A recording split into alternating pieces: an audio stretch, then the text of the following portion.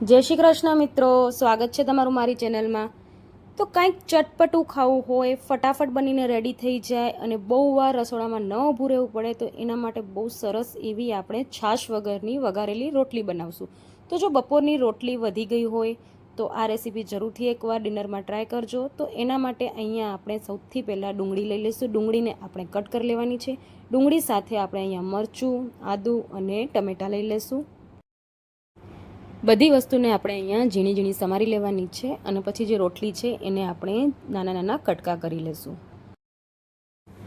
તો આજે આપણે અહીંયા વઘારેલી રોટલી બનાવીએ છીએ, પણ જનરલી બધાના ઘરમાં રોટલી તો વધતી જ હોય છે। તો તમે લોકો વધેલી રોટલીમાંથી કઈ કઈ રેસીપી બનાવો છો કોમેન્ટમાં મને જરૂર જણાવજો। તો ચાલો, બધી વસ્તુને આપણે અહીંયા કટ કરી લીધી છે અને રોટલીને પણ આપણે નાના નાના કટકા કરી લેવાના છે। હવે આપણે એક કડાઈમાં તેલ ગરમ કરવા મૂકી દઈશું। આ વઘારેલી રોટલી જનરલી બધાના ઘરમાં બનતી જ હોય છે, આ કંઈક નવી રેસીપી નથી, પણ તોય આજે મેં બનાવી તો મેં તમારા બધા સાથે શેર કરી।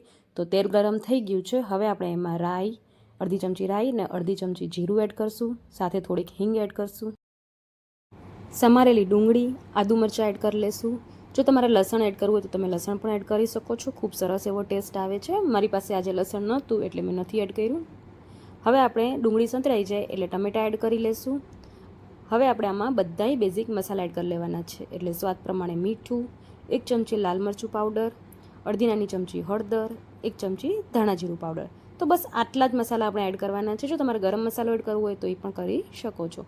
મસાલા સરસ સંતળાય છે એટલે તરત જ આપણે એમાં પાણી એડ કરી લેવાનું છે। તો ઘણા લોકો છાશમાં બનાવતા હોય, તમે છાશમાં પણ બનાવી શકો છો। અહીંયા હું પાણીમાં બનાવું છું, તો 2 ગ્લાસ જેટલું મેં અહીંયા પાણી એડ કર્યું છે।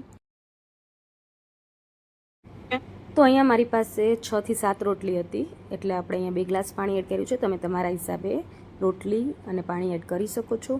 પાણી સરસ ઉકળી જાય પછી જ આપણે અહીંયા રોટલી એડ કરવાની છે। રોટલી એડ કર્યા પછી એને મિક્સ કરી લઈશું અને એકદમ લો ફ્લેમ ઉપર 5 થી 6 મિનિટ સુધી સરસ એવી ચડવા દઈશું।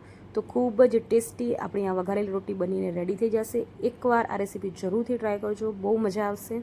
અને હા, મારી ચેનલમાં જો તમે લોકો પહેલી વાર આવ્યા છો ને તો સબસ્ક્રાઈબ કરી લેજો, જેનાથી તમને દરેક રેસીપીના નોટિફિકેશન મળી રહે।